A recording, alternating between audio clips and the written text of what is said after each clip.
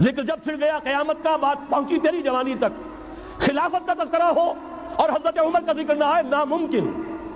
خلافت کا نظام، جیسے آپ کہتے ہیں کہ گلاب کا پھول پورا کھلا ہوا ہے، للی ان بلوم، خلافت کا نظام پورا کھلا ہوا حضرت عمر کے دور میں نظر آتا ہے۔ اسی وقت کہا تھا حضرت عمر نے رضی اللہ تعالی عنہ کہ اگر دجلہ و فرات کے کنارے کوئی کتا بھی بھوکا مر گیا تو قیامت کے دن عمر ذمہ دار ہوگا۔ اور جانور تک کا معاملہ ہے، مجوسی کو دیکھ لیا تھا، بوڑھے کو، ایک کہ جو بھیک مانگ رہا تھا، وہاں کے عامل اور گورنر سے ایکسپلینیشن کال کی، یہ بھیک کیوں مانگ رہا ہے؟ جب یہ جوان تھا، کام کر سکتا تھا، تم اس سے جزیہ لے رہے تھے، اب یہ بوڑھا ہو گیا ہے، کما نہیں سکتا، تم نے اسے بھکاری بنا دیا ہے، اس کا وظیفہ مقرر کرو۔ ظاہر بات ہے غیر مسلم ٹیکس دیں گے، مسلمان زکات دیں گے، مسلمانوں کے لیے زکات سے کفالت عامہ ہوگی، غیر مسلموں کے ٹیکسوں کے ذریعے سے۔ وہی نظام جو آج یورپ میں ہے، اسکینڈینیوین کنٹریز میں ہے، برطانیہ میں ہے، ان امپلائمنٹ الاؤنس ہے، یا یہ کہ اور ویلفیئر کا نظام ہے، لیکن اسلام کا مکمل ترین ویلفیئر نظام زکات کے تحت ہے، اور اس میں گارنٹی ہے ہر شہری کی بنیادی ضروریات انڈر ریٹن، ان کی ذمہ داری ریاست کے ذمہ۔ حضرت عمر ہی کا زمانہ تھا کہ لوگ اپنی زکات لے کر پھرتے تھے، لینے والا کوئی نہیں ہوتا تھا۔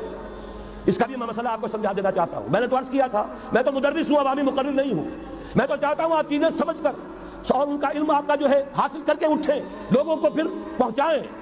یہ کیسے ہو گیا جبکہ زکات جو ہے وہ تو اسلامی ریاست میں نظام خلافت میں حکومت لیتی ہے، پھر کیسے ہو گیا کہ لوگ اپنی زکات لے کر پھر رہے، لینے والا کوئی نہیں؟ اس کو بھی جان لیجئے، جیسے زمین کی دو قسمیں میں نے بیان کی، خراجی اور عشری، ایسے ہی زکات کے قابل جو مال ہے اس کی بھی دو قسمیں ہیں۔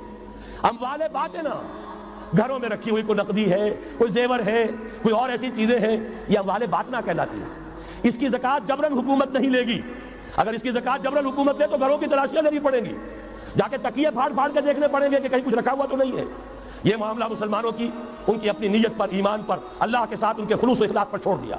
ہاں اموال ظاہرہ، دکان میں 5 لاکھ کا مال پڑا ہے، 2.5% دے دو، گودام میں 10 لاکھ کا مال پڑا ہے، 2.5% دے دو، تمہارا کارخانہ ہے بہت بڑا، اس کی زمین معاف، بلڈنگ معاف، مشینری معاف، ٹولز معاف، لیکن جو سرمایہ چل رہا ہے، چاہے وہ خام مال پڑا ہے چاہے فنشڈ، ٹوٹل کی مالیت کے اوپر 2.5% دے دو۔ یہ ہے زکات، جس کو بدنام کیا ضیاء الحق صاحب نے۔ صرف سود جو ہے، سود والا جو صرف بینکوں کے اندر ڈپازٹ ہے، اس سے 2.5% لے کر اسے زکات قرار دے دیا، حالانکہ وہ تو کچھ زکات نہ ہوئی، سود کا کمیشن ہوا، اس کے سوا کچھ بھی نہیں۔